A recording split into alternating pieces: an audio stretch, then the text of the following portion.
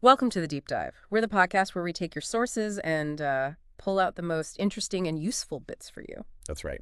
Today, we're diving into Loving Sex.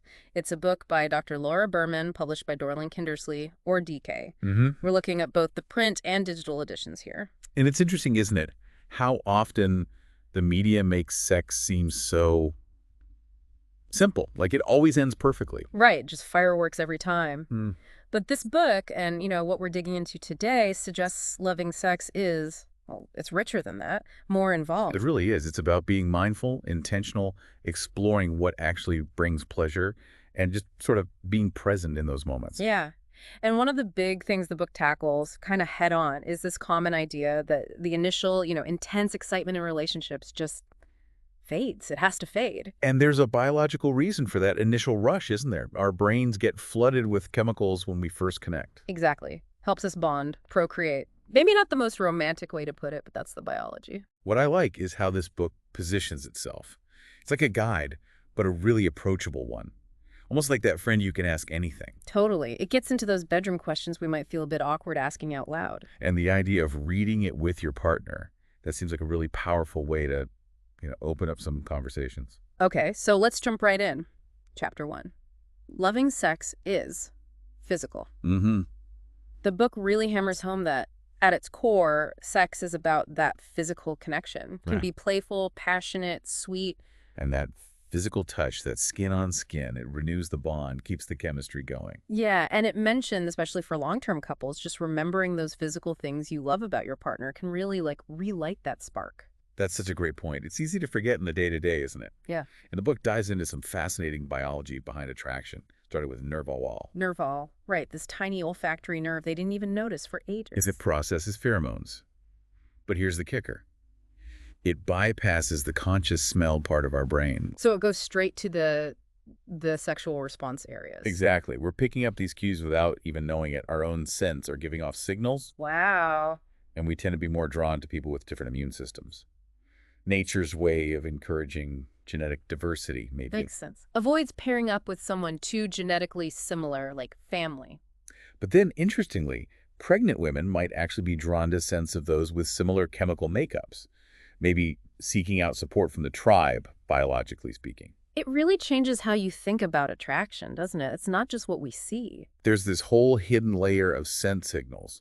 The book even suggests couples with two similar immune systems might face issues: fertility, miscarriage, even infidelity risks. Like our noses are playing matchmaker or maybe deal breaker without us realizing it. It definitely adds complexity, understanding how much these subtle unconscious cues might guide us. Absolutely. Okay, so moving from the hidden biology to the more obvious physical stuff, Yeah. erogenous zones. And the book goes way beyond the usual suspects. Oh, yeah, like the scalp. The scalp, right, often totally overlooked. But so much potential. Gentle touch, firm touch, even just shampooing your partner's hair essentially can create tingles. It's accessible, too. You can play with someone's hair, feels intimate, maybe a little bit naughty even in public, sets a tone. And it mentions, for many women, a gentle hair pull during kissing or making love can be surprisingly arousing. It's those little unexpected things. The book also kind of pokes fun at the typical male view of foreplay. You mean the very penis-focused approach? Yeah, exactly. But it stresses men have other sensitive zones too and encourages stimulating multiple areas at once. Which is key for mutual pleasure, right? Yeah. One person might want direct genital touch, the other a slower build. You can do both. Think of the body like a map, it says. Connect the dots: stomach, inner thighs, neck, back of the knees with light strokes, massage, kisses. And then it talks about breasts and nipples. Really highlights their erotic nature for lots of people, men and women. Even says some women can orgasm just from breast stimulation alone. And it pulls from the Kama Sutra, suggesting more than just gentle touch. Biting, scratching gently, licking, kissing, sucking, varying the sensation. And it notes sensitivity varies hugely, right? But nipple erection is a good visual cue for arousal. Definitely. And it includes men too, suggesting experimenting with kissing, fingernails, light nibbling on the chest and nipples. Again, stressing communication about what feels good. Communication really is the thread through all of this, isn't it? What's Sure. amazing for one person might be painful for another. Absolutely crucial. Then the book moves into the male genitalia, vena deferens, urethra, perineum, anus. Gives a quick anatomy lesson, then zones in on the perineum. that spot between the genitals and anus. Super nerve-rich, apparently. Big arousal potential. Start light, then adjust based on feedback. And it tackles the anus as a pleasure center, too, for both men and women. Cites Kinsey data, even. Yeah, suggests exploring comfortably. And specifically calls out the prostate gland in men, inside the anus, as a pleasure spot with light or deep pressure. Then it shifts to female genitalia, clearing up common confusion around the word vagina. Right, defining the mons pubis, the outer labia emphasizing how varied and normal they are, and the inner labia, which secrete lubrication. And the clitoris, of course. The only organ just for pleasure. And it highlights its actual size, much larger internally than people think. The crura, shaft, head, all part of it. It explains how the crura engorged with blood, the head sensitivity, and that clitoral orgasm is the most common type for women. I liked how it connected male and female anatomy, same embryonic tissue origin. Helps normalize things. Totally. And then the G-spot, the big debate. The book comes down on the side of, yes, it's real for many women. Describes where it is, the spongy feel. Suggests that come hither finger motion or specific toys to find it. And it addresses that initial need to pee, feeling some get, reassuring that it usually passes with continued stimulation. It also revisits the perineum for women, mentioning the perineal sponge and its potential. So it's really advocating for exploring the whole body. Which leads nicely into the connection between physical health and sex life, this idea of building sexual fitness. Such a crucial link. Exercise isn't just looks. It boosts self-esteem, circulation, sleep, and the sexual experience itself. Stronger muscles, better blood flow equals better bedroom fitness, better orgasms, more confidence. And it gets specific with exercises, like Kegels. Right, explaining how to find and squeeze those pelvic floor muscles, how strengthening them leads to more intense orgasms for women, better control for men. Practical advice, too. Working up to 100 quick and 100 slow ones, anywhere, anytime. It's foundational for sexual health. And it mentions the transverse abs, those deep core muscles, how they support the pelvic floor, help with deeper orgasms. Recommends the plank exercise, describes how to do it properly.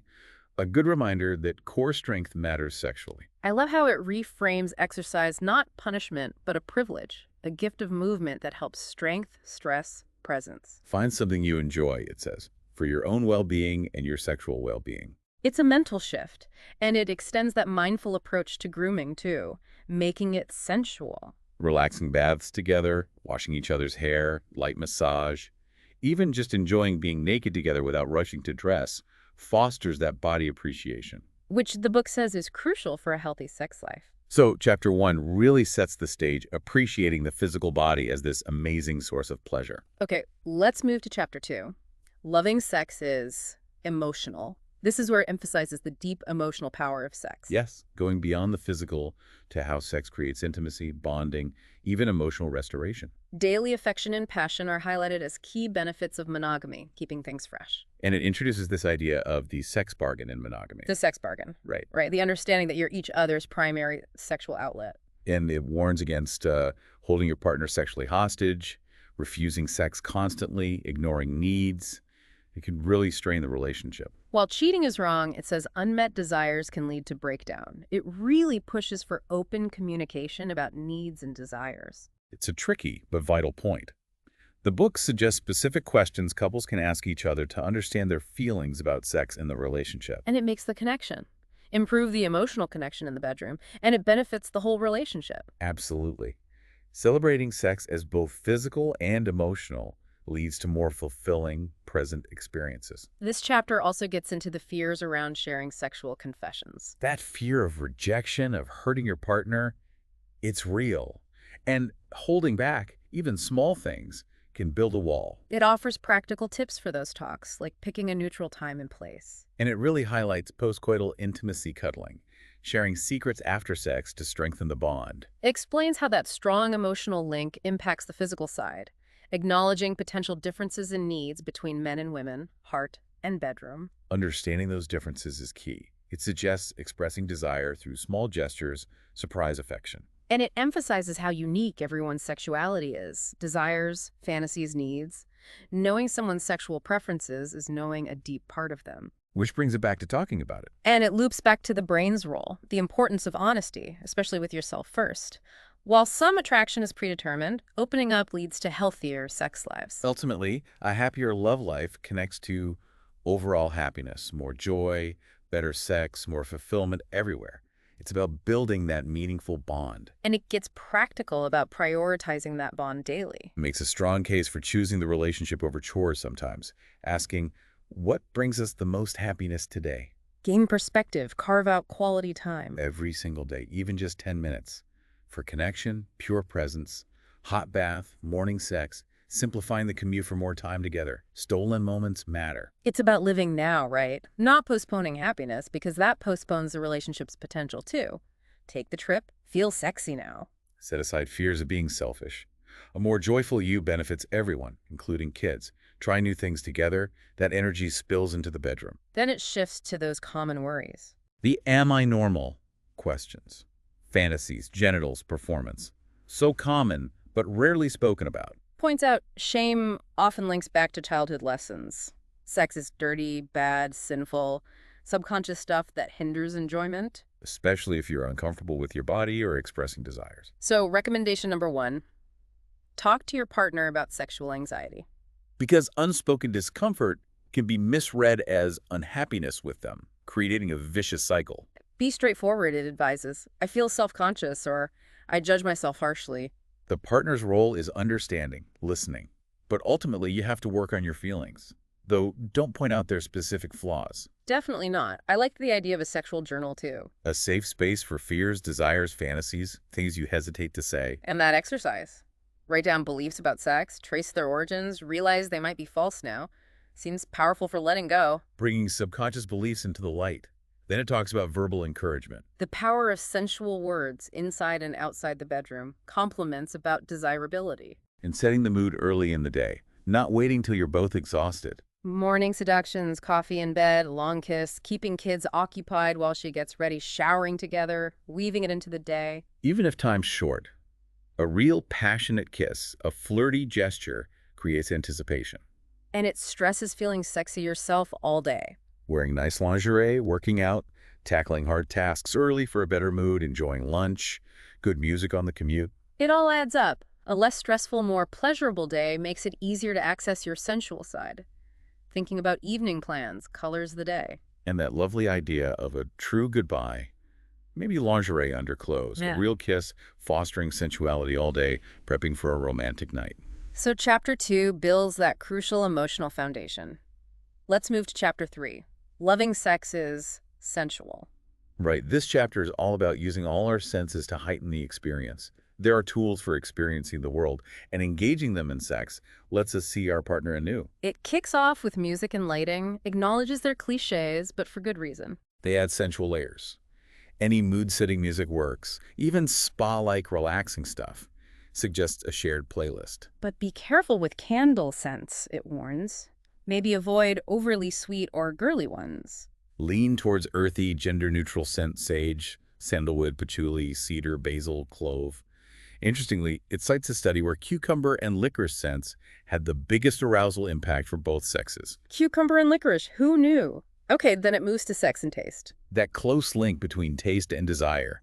Cooking and eating together can be really arousing, especially with intention. Suggests a sensual picnic indoors or out.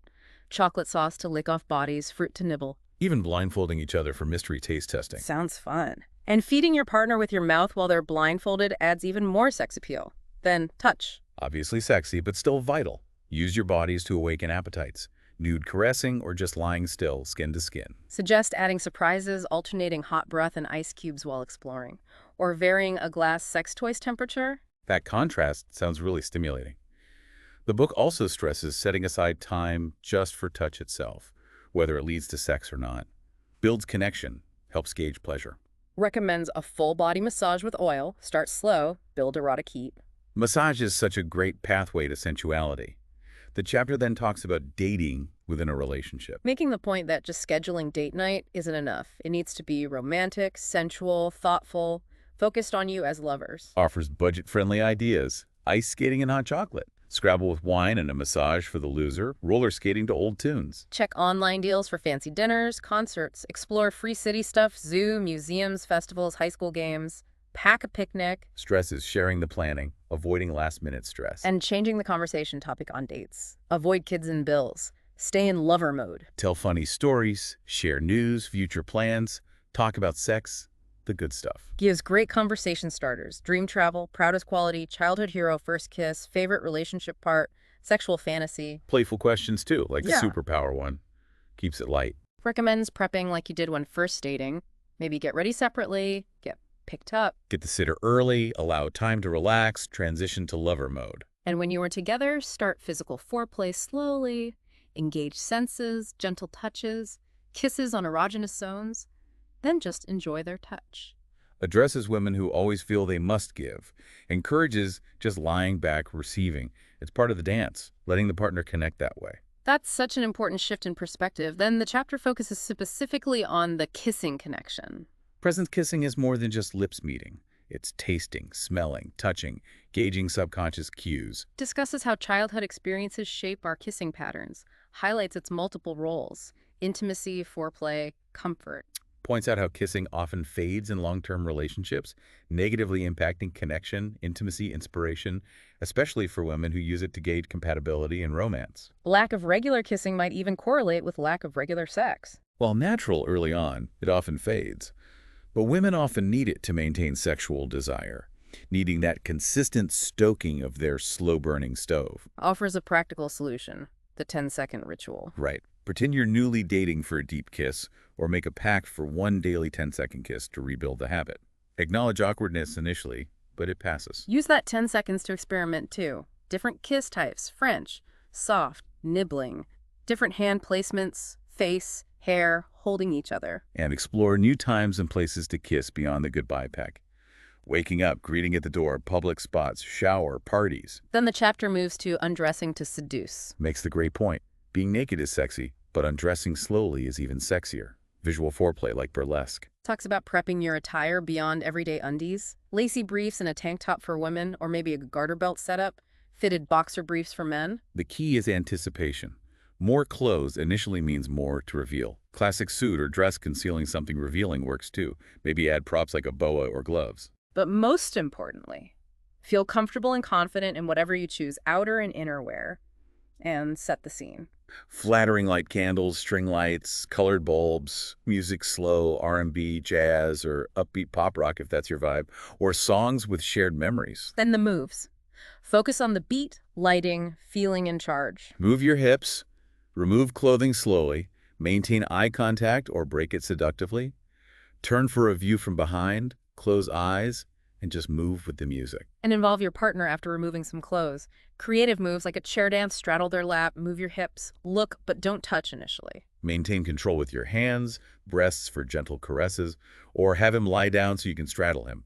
Confidence should build with each removed layer. Allow touching near the end after building arousal. And if you're nervous, fake it till you make it. Partner enthusiasm usually helps build comfort. Having fun is the main goal. The chapter continues with specific techniques for stroking her. Hands as potent pleasure tools. Gently rub her body, focusing on erogenous zones, neck, inner arms, thighs, before moving to breasts and genitals. Offers endless options. Caress, nibble, pinch, kiss, lick. Using tongue and hands in new ways. Recommends that advance and repeat pattern for breasts and genitals. Stroke around first, then move inward to nipples or clitoris. The goal is high arousal, maybe without immediate orgasm. Bring her to the brink, back off slightly, build again. Experiment with intensity, speed.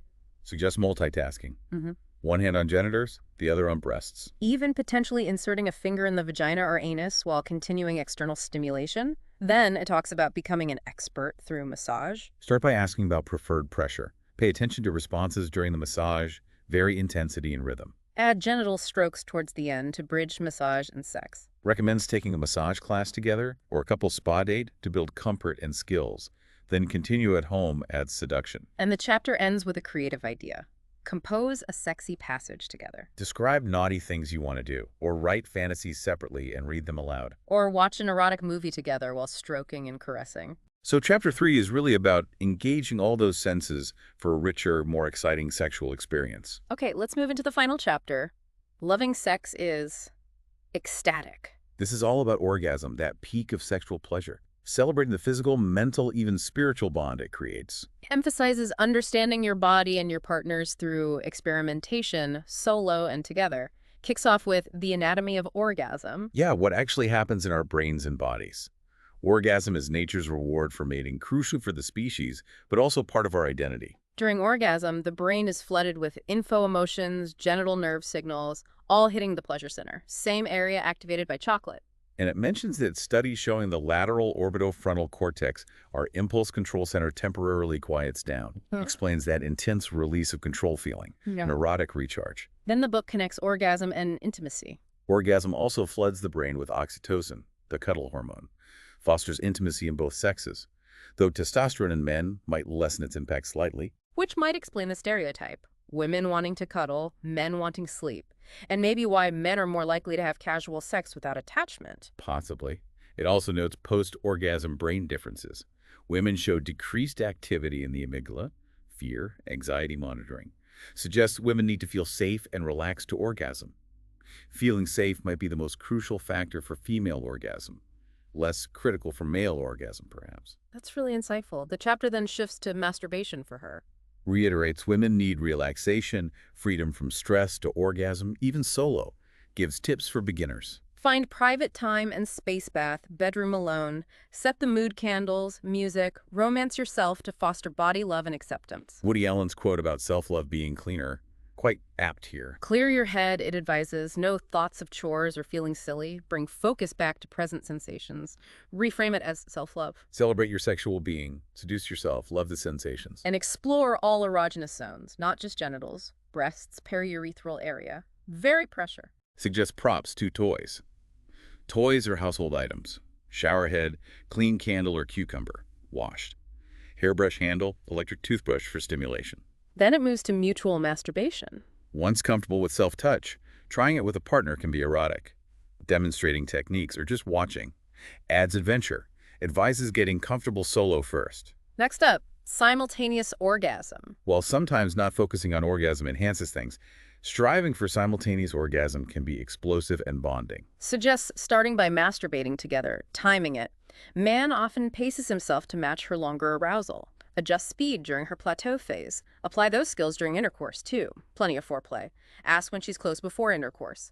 Use positions allowing clitoral stimulation, maybe manual stimulation during thrusting, or guide her hands. The chapter then covers oral sex techniques for her. Explore her whole body with fingers while using your mouth. Insert a finger vaginally or anally during oral sex. Stimulate G-spot or perineum simultaneously. Find comfortable, sexier positions, too. Her on her back, sitting on edge of bed chair with pillows, on the kitchen counter while you kneel. Following that, specific sex positions for female orgasm. Detail several. Deep caress, raised leg missionary, deep thrusting, tight grip, pelvic bone rubs clitoris, a female favorite, strong emotional bond. Pull 'em close. Emotional, shared leadership. She controls depth pace with her leg, access to other zones, eye contact. Good connection. Kama Sutra classic. Close body contact, perfect alignment for clitoral rubbing. Eager lover. Men enjoy this expression of female desire. She arches back, thrusts hips up, pillow helps. More friction with Kegel contraction. Wrap together. Yep. Maximum intimacy, one leg straight, other wrapped around him for deep penetration. Right. Pressing close, very sensual, aligns hot spots. Start missionary, she brings knees to chest, he positions higher, rocking motion, not in out. Good for clitoral stim, helps them last longer. Lists others for slow intimacy. Loving twine, loving embrace, tight squeeze, legs entwined, yab-yum. Then it covers woman on top positions. Excellent for female pleasure, gives her control over depth, rhythm, clitoral stimulation. Helps both partners learn what works best. Describes gentle touch, facing each other, legs straight, parallel. Natural equality, either leads, hand slips free for other zones. The chapter then shifts to positions for making up after a fight. Loving sex is a reminder of joy after conflict. Suggests rising passion. He kneels, she lies on back, one foot on his chest, other leg on his shoulder. He holds her leg, can caress kiss her foot. Kneeling close. He kneels, she straddles him. Good for toys or sex in unusual spots like the tub. She controls intensity by pulling closer. Next topic, quickies. Their appeal is spontaneity, fitting sex into busy lives before work, kids' naps, stolen moments. Emphasize techniques and toys are key for satisfying quickies. Know your own response time. Maybe test how fast you can orgasm alone. Recommends toys for quick arousal, maximum enjoyment, especially helpful for women.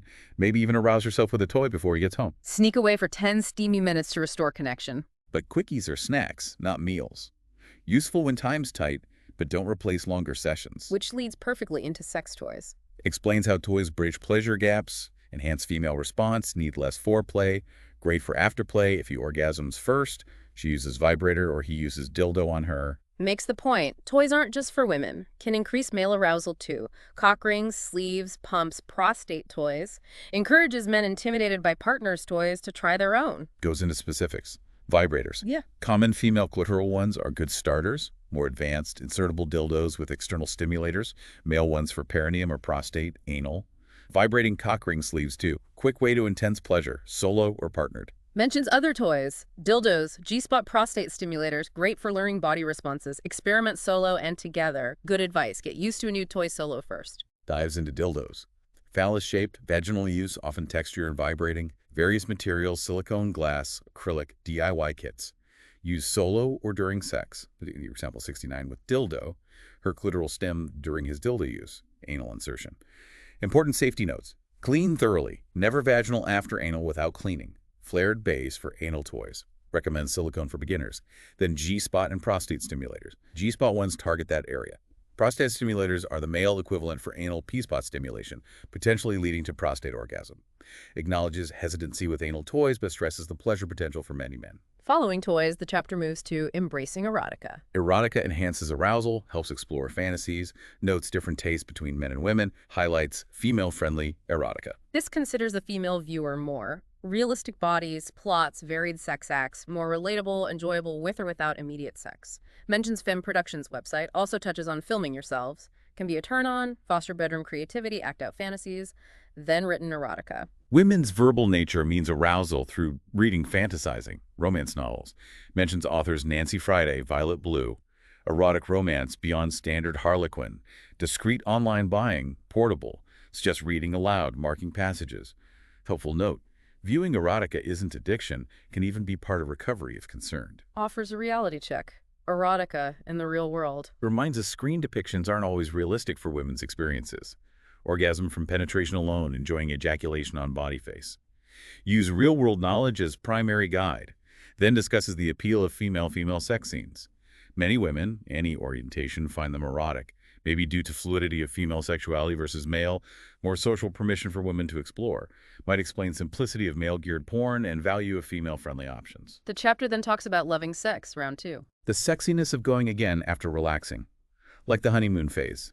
Encourages occasional marathon sex sessions. Stresses maintaining a slow burn of arousal. Continuously harness sexual energy. Never let the sexual stove go cold. Treat each other as desirable. Prioritize the relationship, put effort into appearance, act like lovers. Connect away from daily stress, spontaneous touches, grab her bottom, tousle his hair, pull hips close, kissing. Explains understanding both partners' responses is key. Women's multiple orgasm capacity, men's refractory period, continued gentler stimulation during his downtime, her self-stim, mutual kissing massage, him pleasuring her orally. Sexual talk about round 1 and what's next. Reminds sex doesn't need rigid structure or penetration always. Simultaneous oral, manual toy stem, Venus, non-penetrative exploration, stroke nipples, other zones after sex to prep for round 2. Then, reading your partner's mood.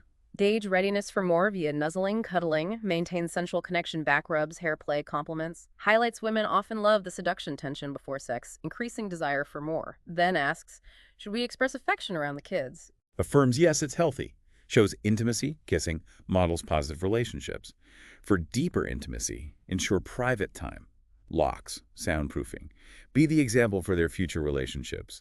Then practicing your fantasies. Understanding gender differences and common fantasies helps. Addresses female fantasy of powerful man domination, not anti-feminist, about relinquishing control, enjoying pleasure popular in romance. Men often fantasize being active controlling, mutually satisfying. Some men enjoy being dominated, especially if usually in control. Tendency to play out opposites in bed versus real life. Healthy approach involves both partners getting chances at control submission. Encourages, explore your fantasies. Share them as foreplay, maybe dirty talk. Freedom, imagination, no judgment leads to embrace erotic, mysterious role play. Key to tapping secret desires, releasing inhibitions. No rules, as long as both enjoy. Offers tips for getting started with role play. Pretend acting, maybe think of lines beforehand or be spontaneous. Drama is key, exaggerate real-life traits for sexual charge. Gives sassy nurse example. teasing reprimands, setting rules, punishing with bite straddling, making him wait. The chapter then moves to exploring fetishism. A way to keep sex fresh, fun, often misunderstood, ranges from interest to obsession, defines as sexual reaction to non-erotic body part subjects, lists common ones: hands, feet, tattoos, piercings, heels, hair, materials, latex, rubber, nylon.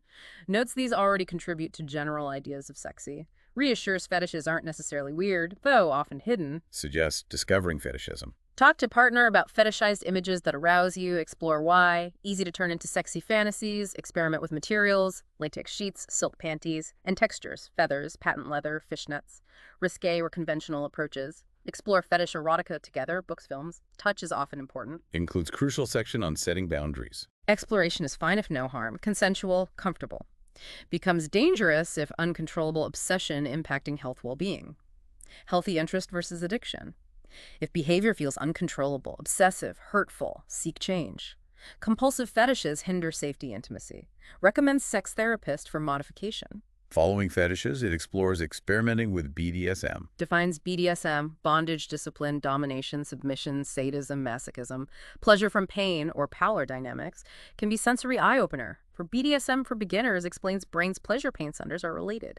Power play can be freeing, stepping out of usual personas. Stresses establishing safe words. Unmistakable signal to stop immediately, not easily confused with moans, no. Suggests mind word like horse or carpet. For experimentation, brainstorm appealing behaviors, off-limit ones, who's dominant submissive. Gives ideas if she wants domination.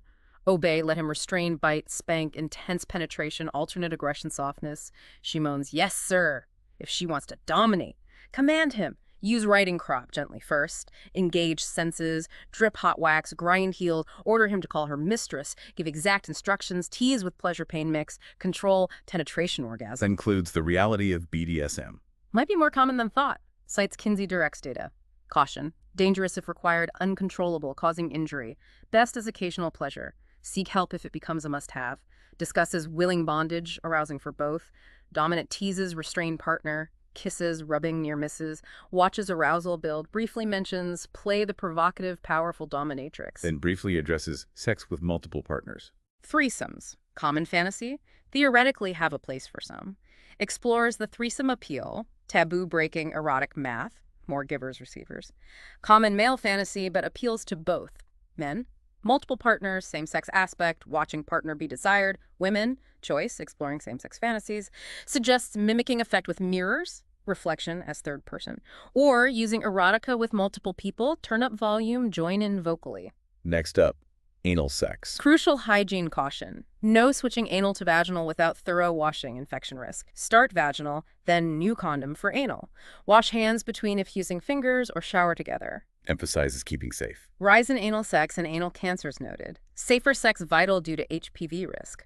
Stress using protection like any other sex. Chapter then delves into exploring bisexual desires. Suggests exploring within the relationship without infidelity as less threatening. Advice for women with men. Fantasizing same sex is normal. Embrace via bilesbian erotica mental exploration. Talk to partner, role play. Describe what you want woman to do. Involve him as participant observer. Touch yourselves.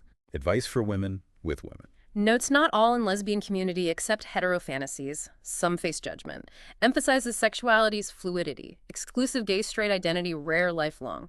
Partner might not be open. Explore alone via fantasy self-stimulation. Advice for men with women. Notes women more open discussing same-sex desires, men often hesitant. Media mirrors this. Reiterates sexuality isn't narrow boxes, same-sex attraction, normal even in committed hetero relationships. Gay men might fantasize women occasionally. Up to couple how I've explored. Suggests talking, exploring with infidelity, her dominating role play, strap on. Enjoy gay erotica, featuring straight men exploring. Bisexual male fantasies with men. Notes for many gay men, being with women isn't enjoyable. Those who do may face stigma. If arousing but partner uninterested, explore in fantasy. If partner uncomfortable, keep to self-stim fantasy. Then a really important section, increasing awareness about STIs. Emphasizes STIs are common. 1 in 5 U.S. adults, less than half 1844 tested beyond HIV/AIDS. Openness about history exposure crucial for trust in new relationships. Details specific STIs. Chlamydia, common silent STI, all sex forms, mother-baby. often asymptomatic. Symptoms: burning pee, discharge, pain, sex testicles, itching, back pain, nausea, fever, non-menstrual bleeding. Urine swab test, antibiotics treat. Early detection prevents PID, infertility, newborn issues. Prevention: abstinence, condoms, regular testing. Gonorrhea. Over 1 U.S. cases, teens, women higher risk. Symptoms like chlamydia, painful pee, discharge, pus, blood, sex pain, non-menstrual bleed, swollen testicles. Untreated: PID, newborn eye infections, DGI, meningitis, arthritis. Easy diagnosis, antibiotics treat early. Preventions: condoms. Herpes, HSV1, HSV2. Both cause genital herpes, painful blisters. HSV1, also oral herpes, cold sores. Skin-to-skin spread, often asymptomatic shedding, recurs. Meds treat symptoms, no cure, no foolproof prevention. Condoms, dental dams help. Flu-like symptoms possible. Syphilis affects 100K plus Americans. Starts with painless, sore, chancre, at site. Anus, penis, vagina, mouth, disappears untreated, progresses. Second stage, flu-like rashes. Latent stage, seems normal. Late stage, severe. Blindness, paralysis, dementia, organ damage, death. Curable with testing treatment. Prevention, condoms, testing. Strongly emphasizes when to get tested. Crucial, even without symptoms. Many asymptomatic or take time. 90% with herpes don't know. Both partners could be at risk unknowingly. Regular testing is vital. Following STIs, brief section on your contraception choices. Preventing unwanted pregnancy is part of healthy sex life. Various methods, pros, cons. Discuss with partner doctor, needs change. Then addresses sex struggles for men. Talking with partner is part of treatment. Erectile dysfunction, ED, common, 18M U.S. men. Inability to keep erection, causes. Emotional, relational, physical, blood flow, exercise lack, mechanics, diabetes, early heart disease sign. Healthy lifestyle helps treat, prevent. Behavioral techniques, relaxation, focus. Medical options, Viagra, Cialis, caution nitrates, placebo effect. Devices, pump, implants. Penile injections, risk priapism, discuss doctor. Reassures most men experience ED. Discuss worries, find other ways, venous, mutual, stim, toys, massage. Also addresses early ejaculation. Common, treatable, stems from rushing masturbation, shame, anxiety, emotional issues. Recommend communication. Techniques: start, stop, squeeze technique, thicker condoms, numbing creams, discuss doctor. Sex therapist if lifelong issue. Mixed, menopause and andropause. Aging's impact on hormone sex response. Menopause familiar, andropause less so. Both affect body-mind. Treatments exist. Symptoms of menopause: night sweats, weight gain, lower libido, emotional insecurity, feeling less womanly. Weight gain hits self-image. Exercise helps energy, confidence. Many more comfy with age. Therapy helps cope. Guilt, confusion, common. Hormonal shifts, wanting please others. Reassure stems from hormones. Physical, emotional support key. Doctor, therapist. Stage temporary, many feel stronger after. Suggest alone time with partner restores self-sense. That describes andropause. Starts 35, less testosterone, more oxytocin, SHBG, intensifies 40s, 50s. Symptoms: low libido, weight gain, midsection, insomnia, low energy, depression. Treatments: TRT, injections, creams, pills. Discuss compatibility doctor, prostate cancer link research. Healthy diet, rest, exercise help, limit fatty dairy. Zinc, discuss doctor. Regular prostate exams vital. Discuss sex side effects, ED doctor. Men may feel lost maleness like women struggle femininity. Identify emotional struggles, seek help, doctor, therapist. Emphasize communication, face aging together. Touches on Deepen testosterone. Levels vary, decrease with age. Mayo, 1% year after 30, maybe 40-50% lost by 70. Hormone treatments, supplements boost. Exercise and nutrition help feel youthful. Discusses treating low desire. Needs investigative work, doctor. Rule out medical, meds, hormone circulation. Low desire can be early signs, serious issues. After medical, address emotional relationship issues via open communication. Overwhelming. Sex therapist, individual couple, partner refuses. Go yourself. Mental sexual health. Positive changes may encourage partner, address depression, anxiety, contributing. Lovely suggestion. Enjoy your partner's company after sex. Take time after intimacy, playful touch, laughter, cuddle. Strengthens bond, makes bedroom fun place. Emphasizes creating an intimate atmosphere. Set mood beforehand, candles, maintain after, robe blanket, don't rush dress. Cuddle neuter robe sexier. Ladies, keep lingerie handy, bathroom, round 2. Post-coital routines become foreplay, foster intimacy pleasure. Then discusses sex during pregnancy. Beautiful phase, changes sex connection, but still pleasurable. Many women higher libido second trimester. Explores the pregnant libido. First trimester, often sickness, fatigue affects sex. Second, usually libido returns. Hormones, heightened sensitivity, genitals, breasts, more lube. Many feel more feminine. Stresses great sex possible, healthy for mom baby, maintains bond intimacy during big changes. Increased libido, maybe evolutionary, keep couple together. Take advantage, ensures needs met. Good sex, vital energy, mood, connection. Orgasm endorphins, oxytocin relieves stress, good for baby. Reassure dads, sex doesn't hurt baby.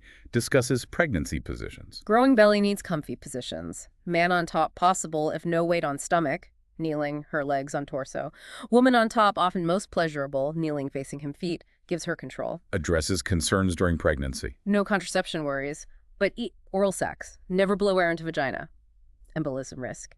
Avoid positions putting weight on belly. Comfort, good indicator. Check doctor if sex okay. May advise abstain high-risk yearly delivery risk. Can't have intercourse. Enjoy Venus. Mutual self-stim. Pillows, lube, external toys, and hands. Check doctor toy use. External safest. Gentle reminder. Kids change relationship, but can bring closer. Briefly touches the schedule solution for parents. Time lacking. Consider fewer kids' activities. 1-2 season. Overscheduling stressful takes away childhood fun. Moves to sex for special populations. Everyone faces roadblocks, especially with disabilities. Fulfilling sex lives possible with open mind, creativity. Highlights making sex work. Lack media models, but healthy sex lives attainable. Even without sensation penetration, intimacy possible. Adjust positions, props, communication, prioritize sex key, focus possibilities, reach new pleasure levels. Very last section. Sex in later life. Sexuality has no expiration date, always part of life. Aging might decrease libido, not pleasure. Discusses healthy sex later years. Chicago study. Many enjoy sex 70s, 80s plus. Over half 57, 85 active, some weekly. General sexual health linked. Good sex releases endorphins, stress, improves sleep fitness, blood flow activity, generates intimacy happiness. Crucial overall well-being. Unhealthy approaches impact relationships, bodies, self-sense. Recognizing sex integral fosters health, happiness, closeness. Addresses emotional difficulties. Challenges notion lovemaking only young. Not true. Many let loose more with age, tap inner desires, postmenopause, no birth control worries, freedom. Older people often more body aware but may lack safer sex precautions. Surprising STI, rise middle-aged older, doubling over 45s. Viagra users higher risk, more sex, less protection. Safer sex, condoms, dams. Crucial. Any age, new dating or not. Rising HIV/AIDS diagnosis, older adults, occurs more often over 40s, 10%, U.S. cases over 50s. Life-threatening any age, harder fight older. Emphasize safer sex every time. Regular STI testing, often skipped older lovers' doctors. Advocate for your health. Safer sex is most pleasurable, beautiful. Wow. Oh. Wait, that was an incredibly deep dive into loving sex. We covered, well, pretty much everything, didn't we? We certainly did. From the real nitty-gritty physical stuff, the absolute importance of emotion. The sensual experiences, the ecstatic moments, and even getting into experimentation and health considerations throughout life. And what's really striking, I think, is how the book consistently circles back to the central idea, that truly fulfilling sex. It isn't passive. It doesn't just happen. Right. It's an active process. It demands open communication, doesn't it? Definitely. And genuine curiosity, exploring your own desires, your partner's desires, and that willingness to actually prioritize intimacy, amongst everything else life throws at you. Absolutely. This deep dive, straight from the book, really feels like such a fantastic starting point for anyone looking to maybe understand their own sexuality better or enhance their relationships. We hope it sparks some ideas for you listening out there, maybe even some important conversations to have with your partner. Yeah. Which brings us to a final thought, maybe something for you to consider. How might consciously embracing just one new idea that really resonated with you today, maybe it's exploring a forgotten erogenous zone, or having that vulnerable talk about desires, or just prioritizing one daily moment of real connection, how might taking that single step begin to transform your experience of intimacy and connection? Something to think about. We really encourage you to keep exploring these topics. And of course, we're always here on the deep dive if you have more questions down the line.